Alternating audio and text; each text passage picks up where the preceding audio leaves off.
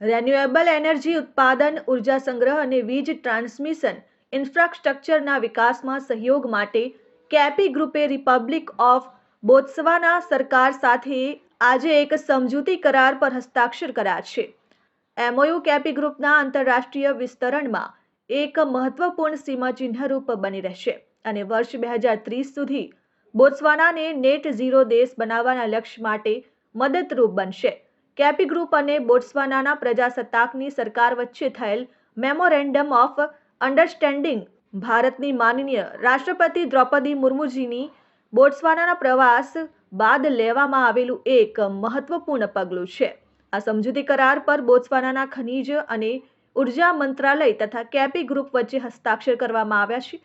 KP ગ્રુપમાં stock માર્કેટમાં listed કંપનીઓ KPI green energy limited, KP energy limited અને કેપી ગ્રીન એન્જિનિયરિંગ લિમિટેડ સહિતની 43 કંપનીનો સમાવેશ થાય છે.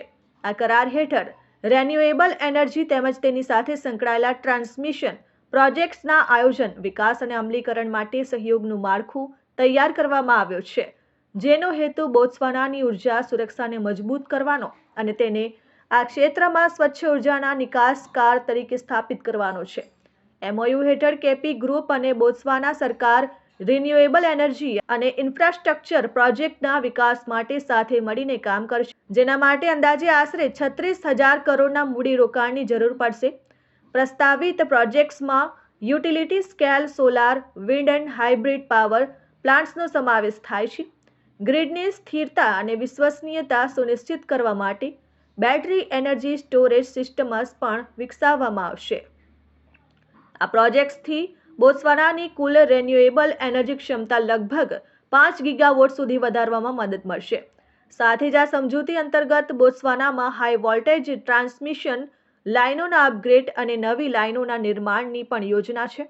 ઉપરાંત દક્ષિણ આફ્રિકા સહિત પાડોશી દેશો સાથેના વીજ આંતરજોડાણોને મજબૂત બનાવી પ્રાદેશિક વીજ ટ્રાન્સમિશનને સક્ષમ બનાવવાનો ઉદ્દેશ પણ રાખવામાં આવ્યો છે.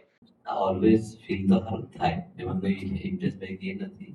ઓલવેઝ ફીલ સારું થાય પણ એની પાછળનો અથાગ પરિશ્રમ છે અને આજના યુથને હું કહીશ અને ખાસ કરીને મારા સેકન્ડ જનરેશનથી કેપીના તરીકે દરેક તેમજ જે લોકો સાંભળે તેમને કે અથાગ પરિશ્રમ સિવાય કોઈ સિદ્ધિઓ હાંસલ થતી નથી અને અમે લોકો છેલ્લા 31 વર્ષથી કરી રહ્યા છે.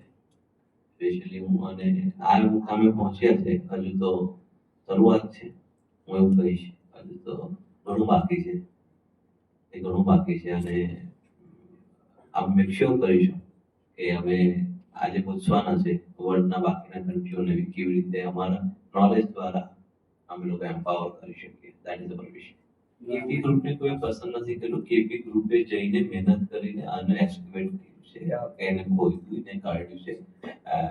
લાસ્ટ ટાઈમ હું મુર્મુર મેડમની સાથે પ્રેસિડેન્ટ મુર્મુર મેડમની સાથે હું એમના કોન્વેમાં ગયો હતો ફ્રોમ ધી એસસીસીસીઆઈ સુરતનું જે south Gujarat chamber of commerce તરફથી અને ત્યાં જઈને પછી એને રિસર્ચ કર્યું અને ત્યાર પછી એને શોધ્યું અને પછી આપણે ઓફર આવી એટલે એ હિસાબે લોકો આપણી સાથે આવ્યા છે અને ઓફકોર્સ અમે લોકો કંઈક ને કંઈક નવું કરવામાં અને મહેનત કરવામાં માનીએ છીએ. જેવી રીતે આખું ભરૂચ આપવા જે ગ્રીન રિન્યુએબલથી ચમકે છે એ જ રીતે આપણે બોત્સવાનાનું કરીશું એવી આશા છે. બોત્સવાના 5 કન્ટ્રીઓને લાગેલી છે એટલે એ 5 કન્ટ્રીનો પહેલું એમ્પાવર કરવાની કોશિશ કરે. ત્યાં આગળ આપણા ભારત દેશના 12,000 લોકો છે ત્યાં આગળ ઇન બોત્સવાના અને બીજા આપણા અહીંયાથી અમે લોકો જઈશું તો ઓછામાં ઓછા 500 થી 700 લોકો અમે પણ અહીંયાથી જઈશું એટલે કે આપણી ટીમમાંથી. સો મેઇન હમણાંનો પ્રશ્ન છે ત્યાંના લોકો અને આપણા લોકો જે છે તે લોકોને આપણે કવર કરીશું અને એમ કરીને 7,000 થી 10,000 ની વચ્ચે એમ્પ્લોયમેન્ટ ઊભું કરીશું. અમે લોકોએ આ છેલ્લા 1.5 મહિનાની અંદર આ વસ્તુને શેપ અપ કરી નાખ્યું છે અને બાકીના 1.5 મહિનામાં તમે જોશો કે બોત્સવાનાના પ્રેસિડેન્ટ બી આપણી ધરતી પર આવશે એવી આશા રાખું છું. Sachin Patel, RN news, Bharuch.